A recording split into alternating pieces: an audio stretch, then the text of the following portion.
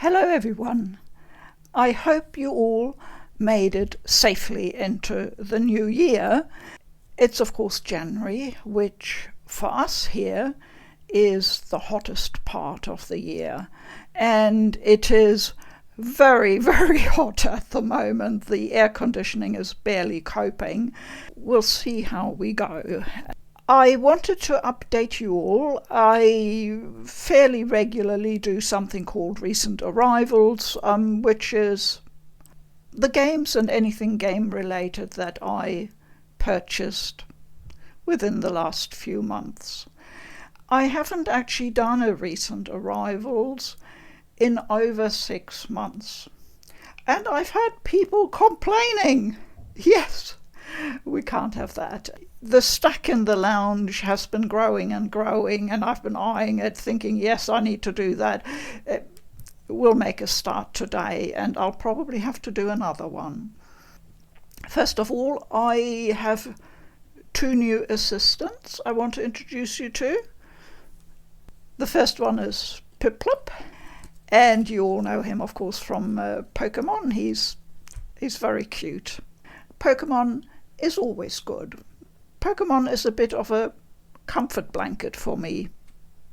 I like playing it to just completely forget about everything else and just have a sort of stress-free kind of gameplay enjoyment. The other very important new assistant is Naheulbeuk.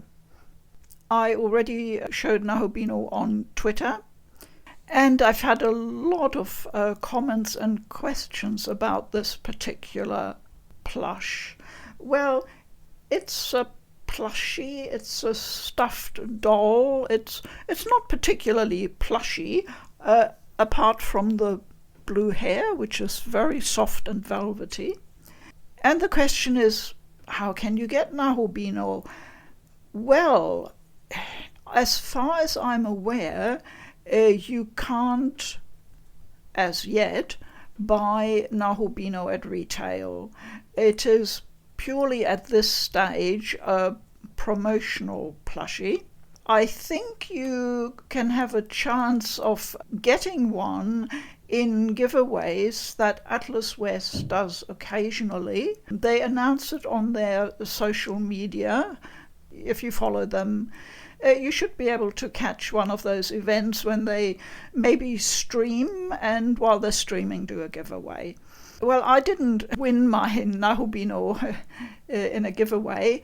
I had a big surprise because just before Christmas, a big box arrived. I wasn't expecting anything, and Poodlepa said, "It says Sega on the box." And I said, well, I haven't ordered anything direct from Sega. I have no idea, but it definitely had my name on it. So we unpacked it, and it was Naheulbeuk with a very nice note from Atlas, and they had seen my Shin Megami Tensei 5 unboxing video and liked it, and decided to send me a Naheulbeuk. And that was, of course, a wonderful surprise. Thank you very much. I really, love having the Naheulbeuk. Yeah, sometimes great things just happen out of the blue. So blue is a bit of a theme today. All the games I'm showing you today are a PlayStation 4, which are, of course, in blue cases. And the other important thing I wanted to show you, apart from this beautiful blue pouch switch case for Shin Megami Tensei 5 themed, is a blue book about the PlayStation console Vita. You all know by now, you realize that I have been a big Vita fan for a long, long time. Let's paddle off with our canoe and visit the PlayStation 4 shore, where I have a stack of games. Now, the first one I haven't even taken out of the cellophane yet, so I will try and give my cellophane fans something to enjoy.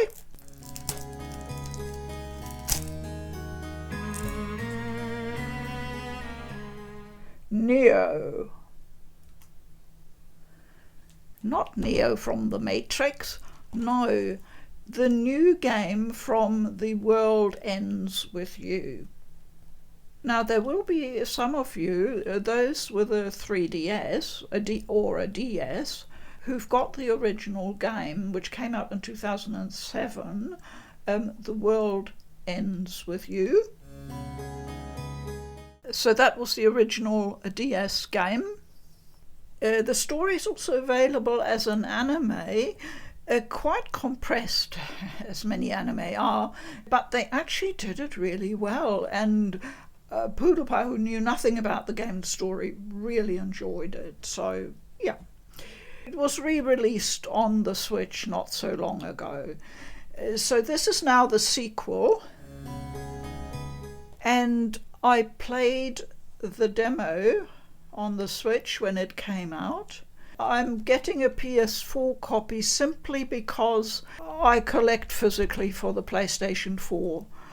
But the Switch version looked just fine to me and plays well. So I'm looking forward to this because I enjoyed the gameplay. I thought the combat is really, really smooth and enjoyable. Is something I can't quite say about the original game. Opinions are divided on that one. Some people love the combat in that one. I didn't. I found it too fussy, especially with the dual screen approach. Much more streamlined and much better in this one, in my opinion. Whether the story is as good in the second one as in the first one, I don't know yet, of course. I got the impression, the initial impression, that the writing might not be of quite as high a standard as the original game, but I'll have to see how the story unfolds. Whatever it should be, I'm hoping really delightful to play. The next one is a mouthful to pronounce. And that is the Dungeon of Naheulbeuk, I'm not quite sure. The Amulet of Chaos, the chicken edition. Okay. I have to admit the title appealed to me, and when I saw the graphics for the characters, I thought, this looks entertaining, this looks like fun, why not have some fun in a dungeon? And then when I dug in a bit, I found out something interesting. Because some people say, oh, it's really funny, it's got great humour.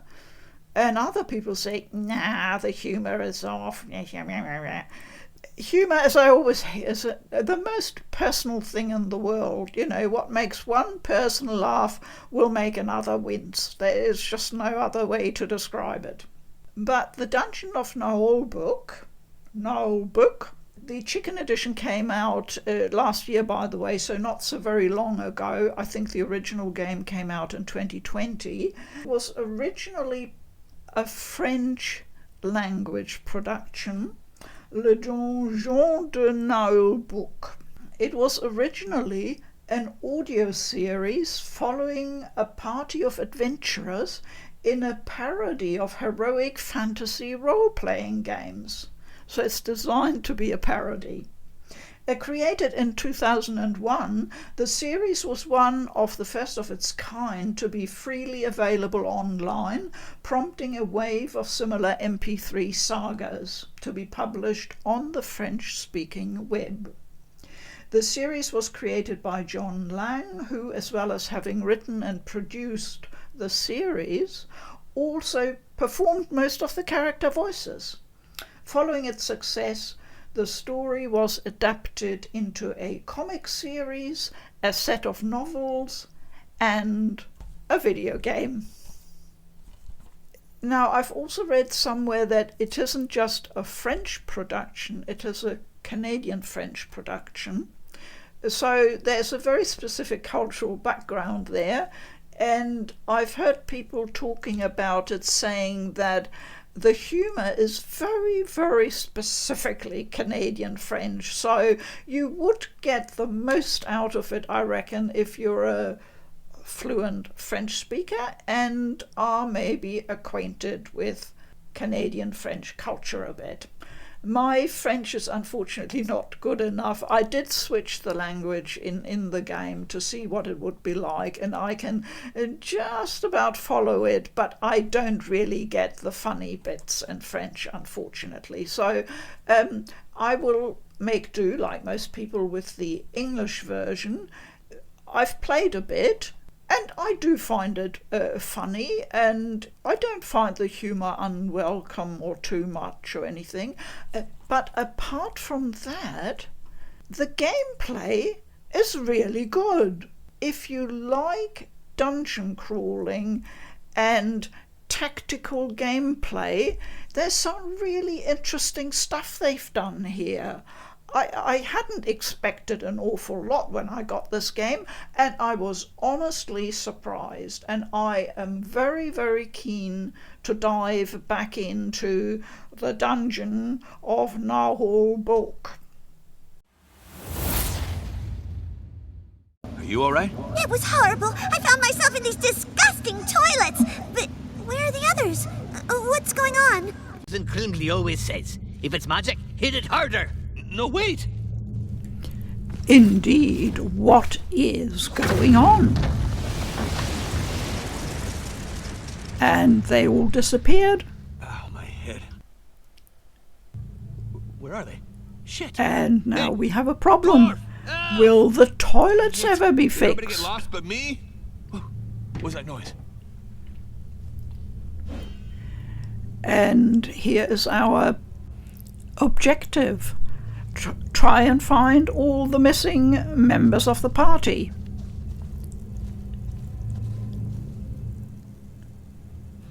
Oh, damn it, an orc. And I'm alone, of course. And here's the first orc. This is the perfect opportunity to discuss the matter. And the opportunity for the narrator to spring into action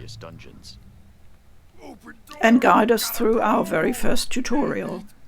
Go, tripe! No, I'm not done. Go away, you meanie.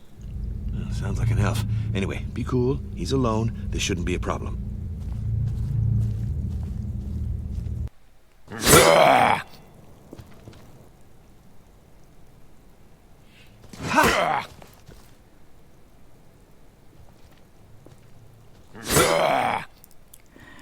As you can see, lots of things are explained in great detail.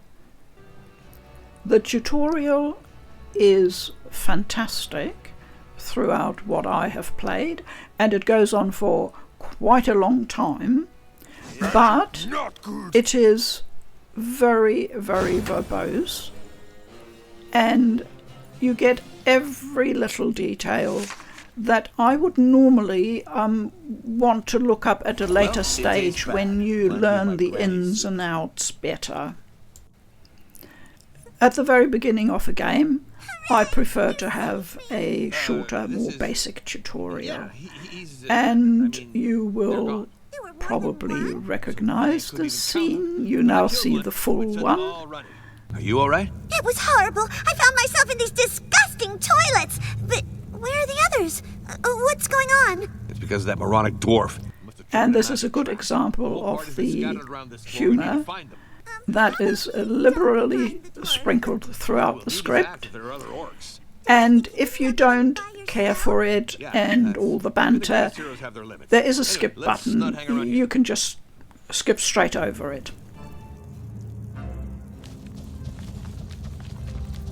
Ah, here's the thief. Yippee! Plus, he's not the dwarf. Silence! You'll get us spotted. There are orcs in this room, and they've got bows and arrows.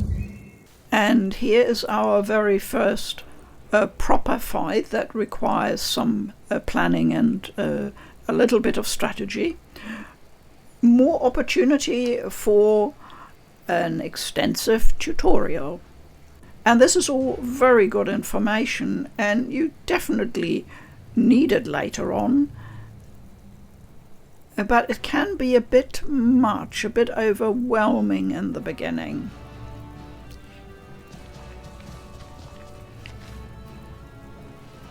The elf. The elf is slightly problematic, a very wayward character, difficult to use and to control. As you can see, the graphics are nice and the camera controls well, and playing the game is fun. The only thing I found a bit frustrating and problematic are the controls. I'm not sure they have been really thoroughly worked out for the PS4. I found some inconsistencies and odd little glitchy things. It's nothing that'll spoil your gameplay. You just need to be aware of it and work around it. So if you play tactics games on a PC, I would very much recommend that version. The controls simply look to function a lot better there. And the settings easily accessible, as is saving. You can save at any stage of the game, which is great. And always be on the lookout for loot. I think the scenes are well written. I certainly enjoy them. Ah, finally, there you are. Yeah, well, we had to fight off hordes of orcs to get here. Bloodthirsty and cunning orcs, mind you. And you wouldn't believe the stink in those toilets. You're losing. He says he's stuck and can't open Looks like some kind of pantry. He says he only had a small... I see. Yes, we know all about levers and dungeons, fortunately not difficult to find.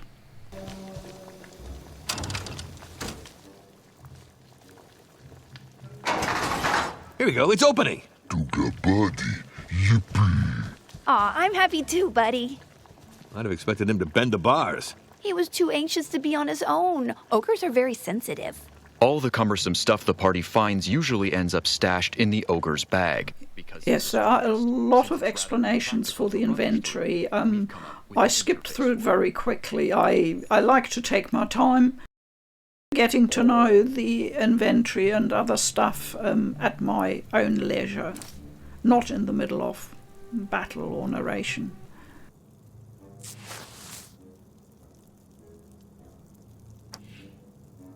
Well, I found some writing materials in his bag. I should be able to map the dungeon now. A very good map. I always think that's absolutely essential. I hear something. Someone's coming. Go check it out. Why should it be me? Rangers are usually the scouts. Coward! Yes, sir. It's a perfectly honorable life choice. And here we finally have a proper fight on our hands. 3 opponents and quite strong orcs. Go for the eyes! So once again, strategy is essential and the tutorial takes you through it. I have heavily edited it.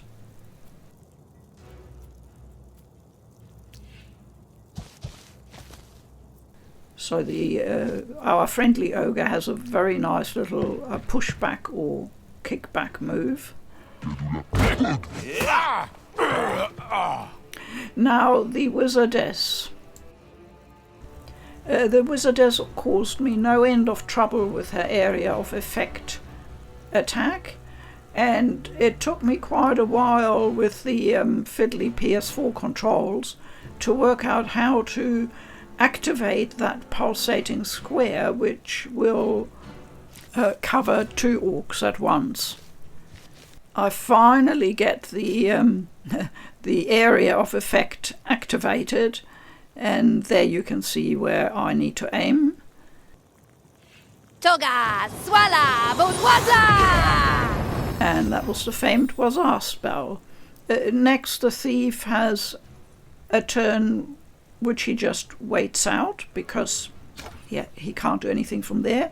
Next is the elf, and the elf, as I said before, is really, really tricky and can quite easily cause friendly fire.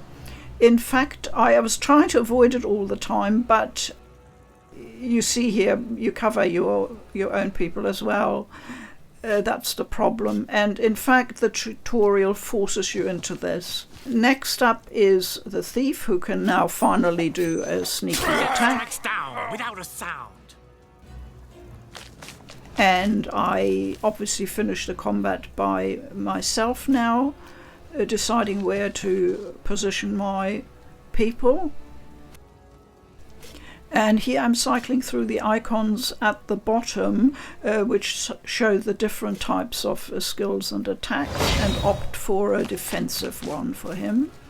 And finally the elf can do a ranged attack from there. You can line it up beforehand, and nicely done. I always like the little bits of get together and chat they have after a battle. If that's the case, so should we. Enough defeatism. Let's go. We still have to find the dwarf and the barbarian. And I decide to upgrade my ranger's equipment after the battle. And I hope you've seen enough. I hope somebody can tell me how to pronounce that correctly. A quick look at Google tells me that it's pronounced Naheulbeuk, I think. Okay. It's humorous. The next one is King's Bounty 2. So King's Bounty obviously goes back quite a long way, and when I heard King's Bounty 2 was coming out, I skedaddled off to Steam and got one of the original King's Bounty games, which looks really nice on PC, I'd have to say. I liked the gameplay. So this is a turn-based tactical role-playing game, which is just my jam, as you probably realise by now. I'm really looking forward to it. I know I always say that, but I really am, and I am not deterred at all by reports of maybe subpar performance or the odd glitch here and there and whatnot. As long as it plays, as long as it doesn't crash or freeze on me or delete my save file, I'm good to go. King's Bounty 2, a direct sequel to a 32-year-old PC game, King's Bounty. This one here is available on all major platforms. So let's dive into the character selection, which is very straightforward. We have an all-rounder warrior fighter, and you can check the default skills at the bottom there.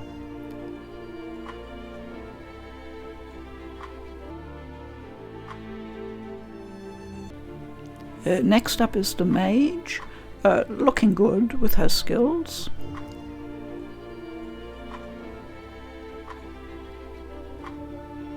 And here comes the paladin.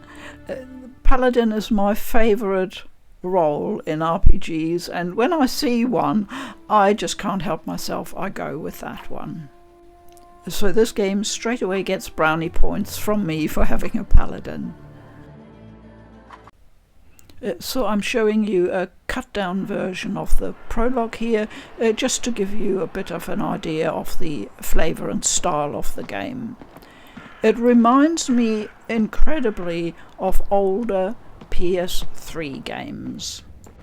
But of course I don't mind that at all. As you know, I grew up with the PS3 and I feel very comfortable with that style. Are you really going to save Nostria, as they say? So this is the first time I see myself, my character, and I think she looks very nice. I'm happy with that. What happened? Nothing fancy like character customization. Goodness me, no. This is a very traditional, old-style Western RPG. And as so many do, you start off in a prison, and I'm having a really easy time getting out, so that's quite nice. A map? A map is always good, lots of detail, I like it.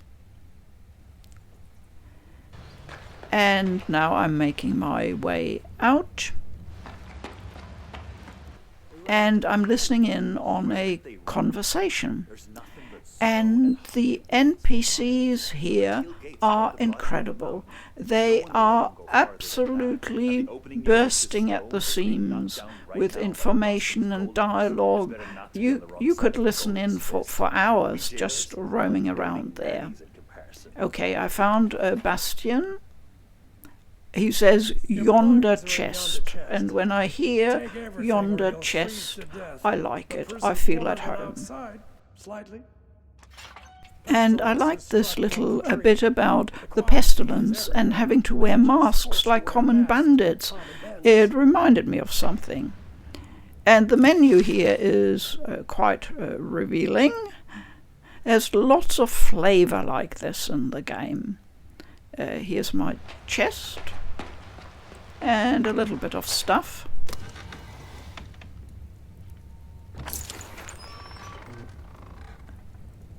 And it looks like I have acquired a vest. Saving is really, really easy at any point. Here's the skill tree, the talents, and I'm almost salivating at the look. I think it looks good. I like a well-designed skill tree.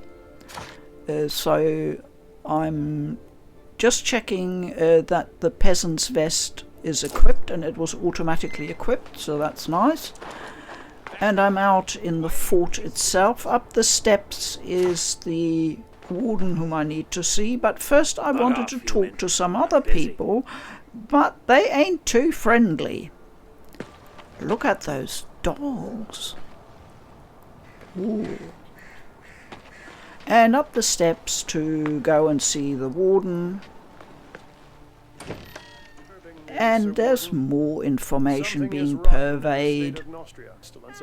And it's all actually quite interesting, and I'm sure will be important later on. And the cells would all be empty, because only the rottenest bastards serve time. I see he's a bit grumpy. So peaceful and quiet here. There's some interesting book there. Oh, this is real flavour. I mean, this is actually quite fun. So much fuss and all for what? Who the hell Yep, do you think you are? Valbert ain't too happy, but My name is Elisa of when I hear higher powers call upon me, I'm ready to serve and do my duty, as I should in an RPG. It is quite cheesy, but you know, there's cheesy and cheesy, and this is the kind of cheesy I quite like. Okay, we're getting a horse. Ah, yes, a horse. Levitt, the stable boy, has a soft spot for nags too old And worn he's down. being very, very generous about the horse, yes. Thank you so But much, that's Sir okay. Warden. I can't wait to get out of there and start my quest. Letter of passage acquired, and that's it, guys. So King's Bounty 2 was released in August of last year for PC, Switch, PlayStation 4 and Xbox One. What happened to my usual tablecloth, you ask? I always have this light blue one. I found this Christmas or winter themed runner style tablecloth in a drawer, and I thought, since most of you will be shivering in the cold in the northern hemisphere, this might be appropriate, and it's a nice contrast to all the blue I have here. And I can look at the ice crystals and they might make me feel a bit more chilled out sitting here in the heat approaching 30 degrees inside. Alan Wake Remastered. I don't need to tell you about Alan Wake. Anyone who's played video games and knows a bit about the history knows that it came out in 2010 and was quite influential. And when a remaster came out, I thought this is the ideal way for me to finally experience the game. The horror story is coming true. In this award-winning cinematic action thriller, troubled author Alan Wake embarks on a desperate search for his missing wife, Alice. as he discovers pages of a horror story he has supposedly written. Wake's grip on reality is threatened as he confronts the darkness closing in. Ooh, sounds great. This is an indie game called Etherborn.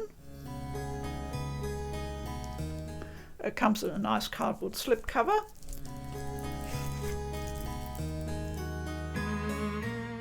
And it originally came out in 2019, but a physical copy only came out, I think, sometime last year, obviously in the second half, and I got it via I Am 8-bit. Arietta of Spirits.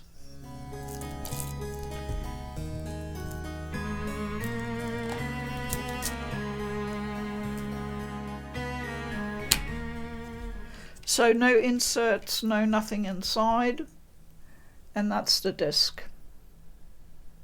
And the card is from Mary Skelter Finale. It's called Nurse's Orders. So published by Red Art Games, a French publisher. And I know this was quite anticipated, this indie game. I know I looked at video coverage on YouTube like everybody else and was charmed by the visuals. So Arietta of Spirits is a story-driven action-adventure game following Arietta on her journey to unveil the mysteries of the spirit realm. Immerse yourself in a story filled with emotion and surprising turns. Sounds good to me.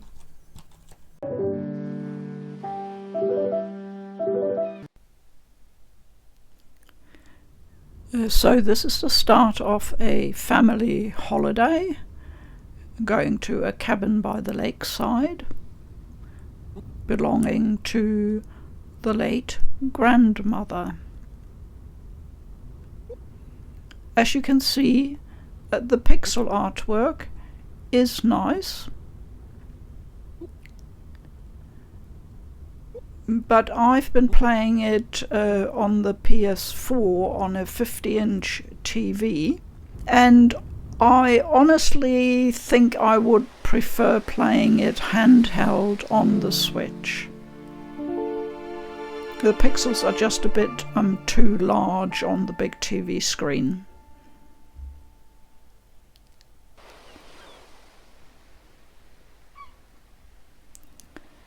And here is Arietta.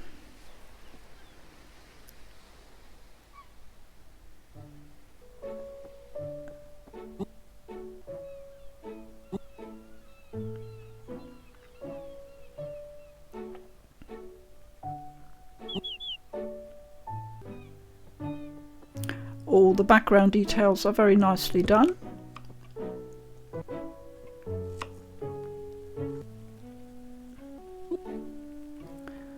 So Mum needs some apples, so that's going to be our first task.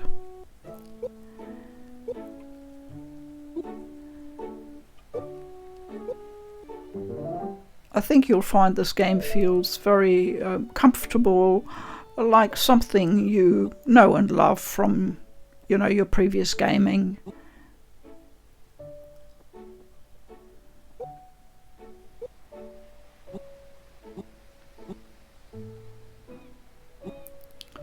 Ooh, wasps. Yep. And we have a sword.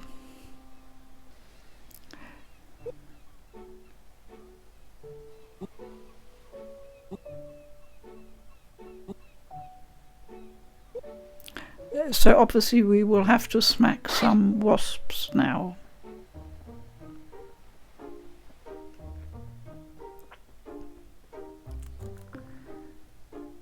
And in proper Zelda style, we need to get rid of the greenery. And there's a squirrel there. And I really, really wanted to have a closer look at that chittering squirrel. But no, it's gone. I wish the developers would let us have a look at all the critters. So that was the first wasp, and there are plenty more along the way.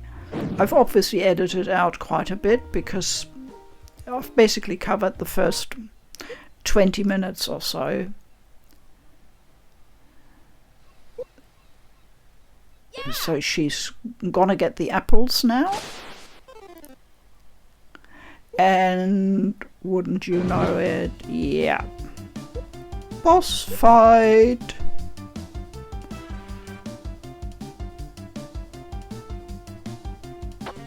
And it's the Wasp Queen. And she is nasty. She sort of dive bombs you. And while the controls are fine, I don't find them super responsive. There's just the tiniest input lag. So I was struggling a bit with my stiff fingers until I finally got her. Yes, that was very close. I only had one heart left. So back home we hand over the apples.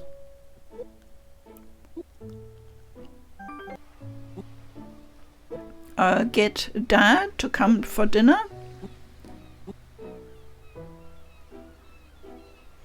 And then night time, something unusual happens. And I just wanted you to see this. This is where the spirit part comes in.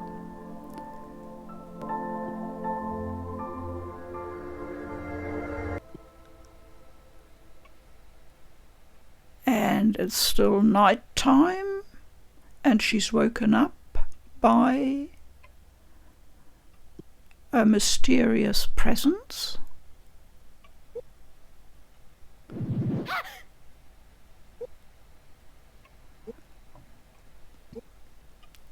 Oh, he's very considerate, really.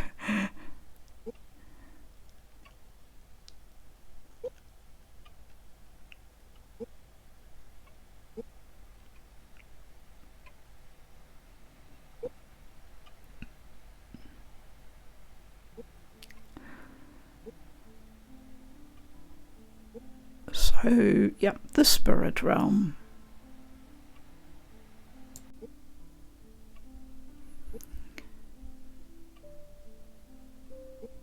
So again, we have a by now familiar theme of guiding spirits to the afterlife. We've had other games like that. Spiritfarer is a really nice one. Oninaki, we had a JRPG for that. And of course, currently we have Kena, Bridge of Spirits. So it's obviously a very popular theme to be picked up by developers. And I just had to show you this scene with the grandma.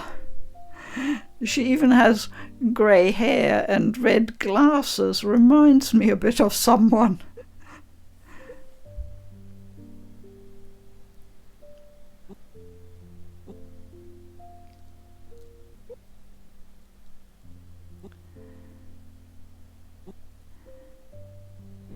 And I'll leave it at that. I hope that was just a little insight for you into the game. Next up, Persona 5 Strikers. Why is your copy looking so horrible, Britta, you say? Well, I waited quite some time before ordering it because it was very expensive here in New Zealand, as you can see from the sticker. So I kept waiting and waiting, and sure enough, just before Christmas, EB Games had a big sale and they discounted this one, but of course there weren't many copies left. So I had to get what was available. It's got our usual ugly sticker on the front, our age rating sticker. The cover art inside is slightly sort of wavy, like there's been a little bit of water damage there. It's nothing too serious. The disc itself is fine. So I decided to hang on to it rather than try and return it and find there's nothing left. I hasten to add that wasn't my local store who provided me with that copy. They are absolutely great at always looking out for me and making sure that any copy I pick up from their store is in pristine condition. But anything that's just dispatched by EB Games, from anywhere else, I haven't had a lot of luck with it, to be honest. Now comes a game from one of my favorite Japanese developers, Experience Inc. And this one is called Undernauts, Labyrinth of Yomi, and I just call it Yomi for short. Not particularly keen on the Undernauts title. Yomi, I just call it Yomi. I have covered games by Experience Inc. a lot on this channel, and I will put some links to older videos showing some of their previous games on my channel. I'll put all that info in the description and anything else I can think of, so you can rummage around in there and find some more. Why is Experience Inc. one of my favorite Japanese developers? Because they do dungeon crawlers so well. It's as simple as that. They don't have hugely fancy graphics or anything like that. It's actually quite basic, really, in the graphics department. But that just doesn't bother me, because the gameplay, it's just so good. It's incredibly solid and it's always enjoyable. And whenever I start playing one of their games, I find it very, very difficult to tear myself away. I think I may have a bit of recording from my first session with Yomi. I hope I can find it, and I'll splice in just a little video clip for you. Experience Inc. are specialists in dungeon crawlers, and this is their latest, Undernauts. The options are quite sparse, as you can see, and we start a new game. I'm showing you the introduction to the game with the background story. Like most dungeon crawlers, there isn't an awful lot to the backstory. It merely serves to provide a setting in which you can do the dungeon crawling, and this one is no exception. In fact, this particular game is quite thin on story exposition and characters. There is reference to economic turmoil and difficult times, perhaps a bit reminiscent of what we are experiencing. Maybe it's meant to be some kind of commentary on our current times. There are obviously employment issues, and they scrape together a few people from, you'd have to say, the vulnerable segment of society, and they are sent off into the dungeon, basically. So here's more news of the bad kind. And these people are now trapped in the labyrinth. You will not get an awful lot more than that. I am now going very quickly through the creation of the main character. I'm choosing a female protagonist. I quite liked her. And her background, I went for an athlete. I wanted someone a bit more physical. A job type is very important, and you can check all the skills before making a decision. And I went with fencer. I like the dual wielding in particular. You can choose a little extra accessory. And now comes the fun bit of choosing the appearance. And at first I thought, yeah, okay. And then I thought, I know these characters. They look familiar. And sure enough, Kazuo Yashiki and Mary Kujo are from Deathmark, the first horror game that Experience made. And there's Mary Lith from Stranger of Sword City, and Ryu and Arm and Helga, and there is Saul and Eltha and Roroni and Lumi and Burgo and Popolog, saviours of Sapphire Wings. I finish allocating the points, going for constitution and physical mainly. And there we have our main character. Here is an opening cutscene, and I need to warn you, it's basically horror.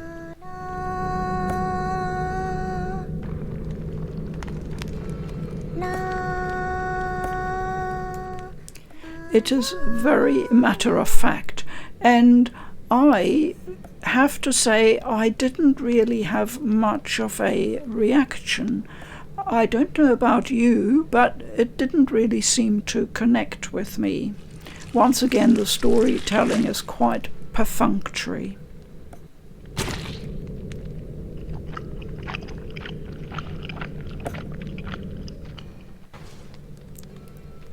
So my main character, Ria, will have to find a way out and save herself. And you can see the traversal through the dungeon is straightforward and basic. And I'm running into my first enemies. They are pretty weak at this stage, thankfully, so quickly dispatched. Now, this bit about the Argon or Argon is important because everything is basically powered and paid for with that stuff. And I return to camp, hoping for some support there.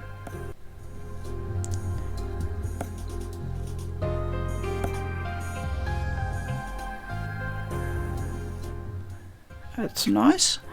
So first up, I report to Hanba.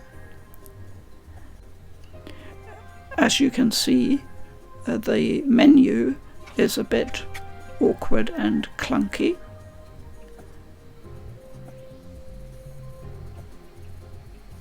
So it's my fault now, and you never disagree with a boss, so I keep my mouth shut. Whether there's any consequence to what I say or do, I'm not clear about. So I have my marching orders and I need to assemble a proper party.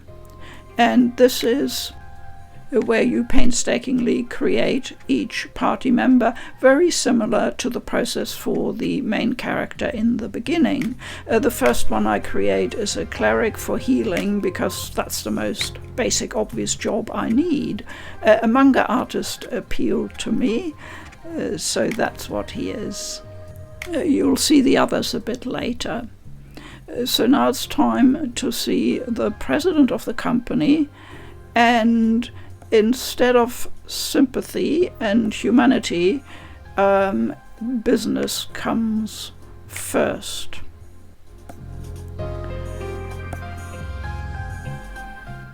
Yep, this is a harsh environment. And it seems like we're stuck there, we cannot leave. And I'm supposed to go back in and do my job, which is what I'll be doing now with my full team. And I'll show you this very briefly, and I'll do a bit of speeding up during the battle. You can see the map is quite big and the dungeon is actually huge. The map is good, and you can also use it for auto travel. This is an important mechanism. The Yomi flowers have all sorts of functions and benefits, and you will learn many mechanics for extracting their power and using it to make and upgrade other stuff. And hey presto, there is a door where there was none before. And you can see at the top there it's opened up a new area of the dungeon which I can explore. And there are two enemies lurking, a green one and a red one. First I encounter a door that I cannot open because it needs a special key. You can at any time go through your character menu. You can rearrange the formation according to what enemies you meet, and that is very useful. But you do not have any other reserve character available.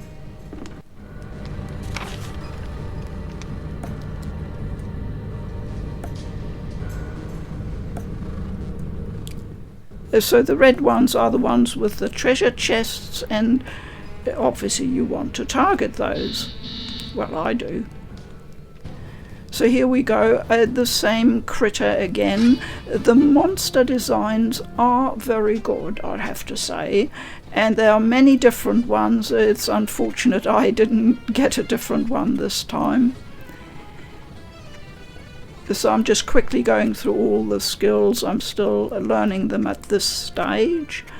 I'm by now about 6 hours into the game, so have a better understanding of how things work, and there are still new features I am learning. And we're nearly done. You can choose between normal or fast battle. I took fast here because otherwise of course it takes very long.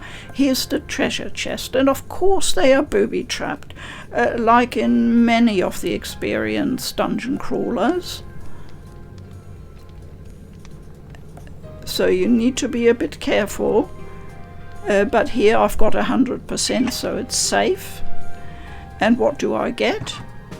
Well, basically a load of old trash.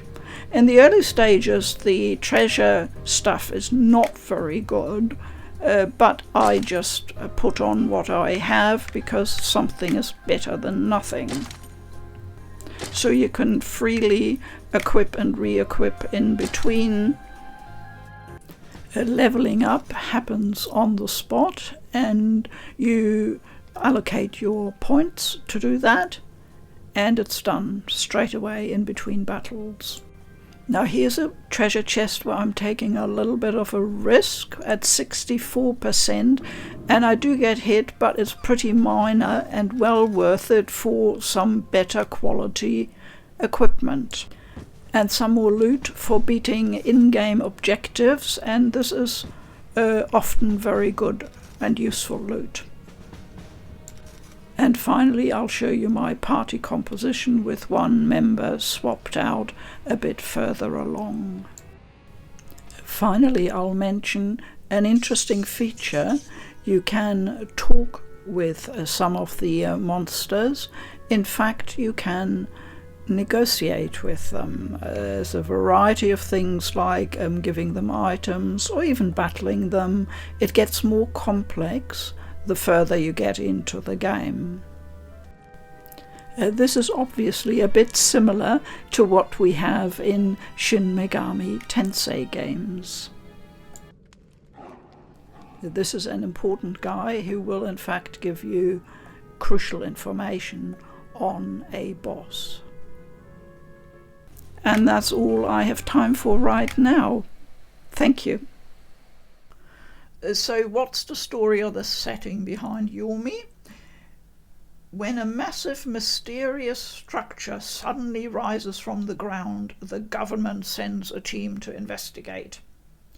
You have been selected to join an elite group of underground explorers employed by Cassandra Company. Unfortunately, you are not the only one searching the caverns. Terrifying monsters lurk in the shadows. They always do, and we always have to go and get them. Dangerous criminals hunt for resources. Large numbers of people are missing. you've got your job cut out in this one. It's available on Xbox One, PC, PlayStation and Switch. Experience Inc. are quite unusual. They don't put out a lot of publicity material or anything like that. They're sort of fairly quiet, and they must be one of the few developers and publishers in Japan who publish for the Xbox in Japan and have done so from the earliest years of their operation. Yes, very intriguing. Next one is a beautiful game. I started it up and I just fell in love with it straight away. Kena Bridge of Spirits. So this one is currently, for the time being, a PlayStation exclusive on consoles. It is also available on the PC, I think. But for consoles, PlayStation only so far. You never quite know with exclusives these days, so I'm expecting it might come to other consoles in time, but I don't know at all. I was just happy that a PS4 edition was published, because it's obviously also available on the PS5, and I'm sure a lot of people would say, oh, this would be so much better, so much more beautiful on the PlayStation 5. I do not doubt it. But I don't have one, and I have a PS4 Pro, and it plays just fine on the PS4. I did notice that in the very early stage of the game, the first prologue bit is sort of set underground, and it's quite dark and a bit murky. I sometimes had a bit of a problem seeing what was going on or where I was. It wasn't very sharp, you know, the picture could have been better, I agree. But once I came above ground, that problem really went away, and it does look beautiful, and I'm perfectly happy with it on the PlayStation 4. Do you need help? You know nothing of suffering. This is my home, my village. Turn back, spirit guide.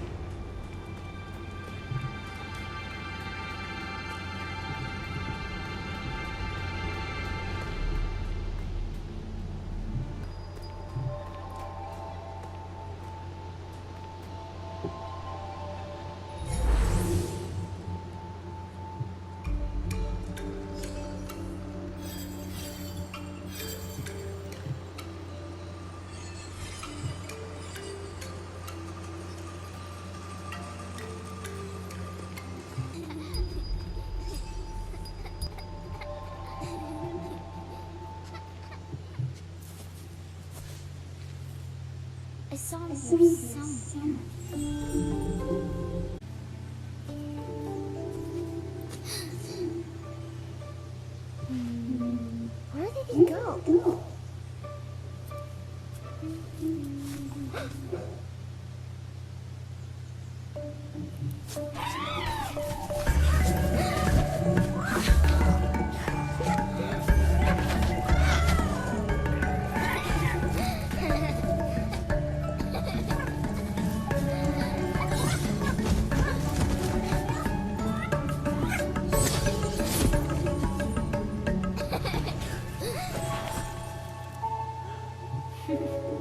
Hi there.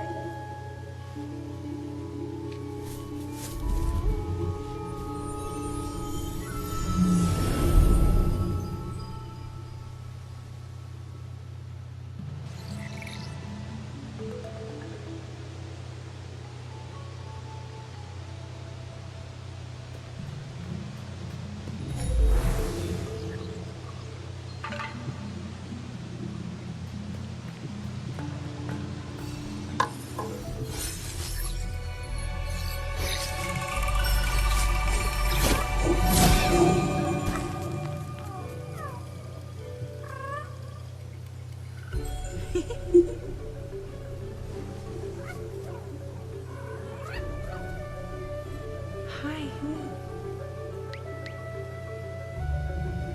Oh, it's all right. Right?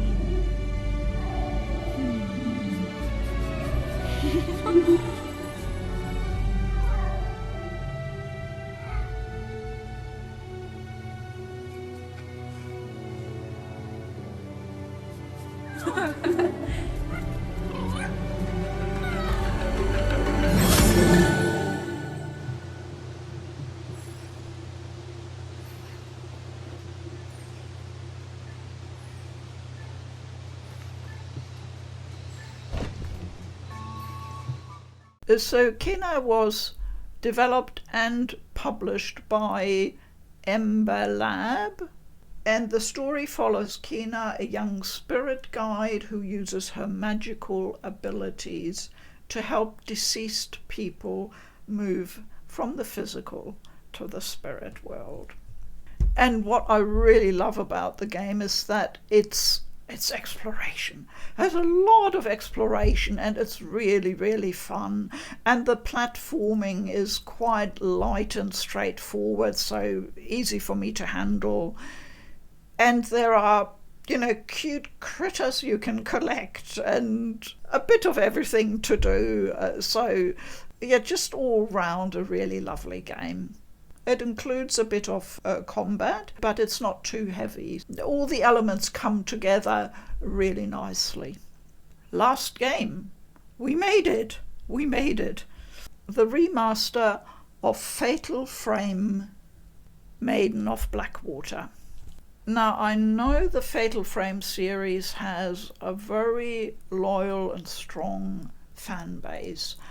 I have never played any of the games before, so this is my first one. So this game is the 5th entry in the main Fatal Frame series. In some other regions it's called Project Zero. So yeah, I always get confused. Project Zero, Fatal Frame, same thing. So this game was originally published by Nintendo worldwide in October 2015, and the remastered version now worldwide in October 2021. And the back cover says, "Beautiful horror." I have only fairly recently started delving into horror a bit, and I'm not too good if it's really, really heavy, punishing horror. I have played, for example, one game last year called Maid of Sker, Sker, and I really liked that one. It's very beautiful and very gently paced. And I'm hoping that I will like this one. Apparently a camera is very important and you have to take pictures, and that's maybe your form of defense or of coping with the ghosts and whatever else is lurking there. I know very little about it, which is good, so I'm going in practically completely fresh. So that's it for today. I hope there was something in this stack of games that was of interest to you. Let me know if you're playing any of these. That would be interesting to hear. As always, please keep well. I'm Food for Dogs. Bye-bye.